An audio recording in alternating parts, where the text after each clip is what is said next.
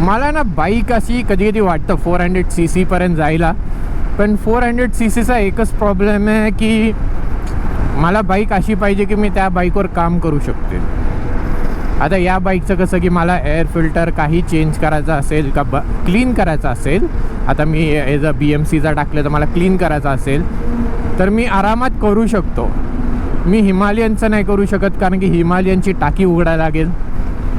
KTMचं पण तेच same shot आहे की मला त्याची टाकी उघडायला लागेल नुसतं एअर फिल्टर क्लीन करायसाठी. का एअर फिल्टर कधी मला असं वाटलं की आता एअर फिल्टर चेंज करायला पाहिजे.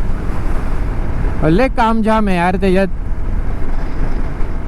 आता याचं कसं की साईड पॅनल काढलं झालं, तसं काय तर म्हणजे मला बाईक असे पाहिजेत की भाई त्याच्यावर काय तर एक 20% काम आपण करू शकतो. असं नाही की भाई नेहमी सर्व्हिस सेंटरलाच घेऊन जायची आहे बाईक. तसं काय तर पाहिजे यार. त्यामुळं आणि मला सगळ्यात बेस्ट हीच बाईक वाटते.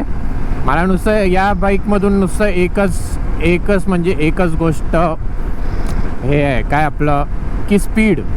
जरासा 5वा 6वा गिअर याच्यात असता तर स्पीडमध्ये जरासा आपण अजून जाऊ शकलो असतो.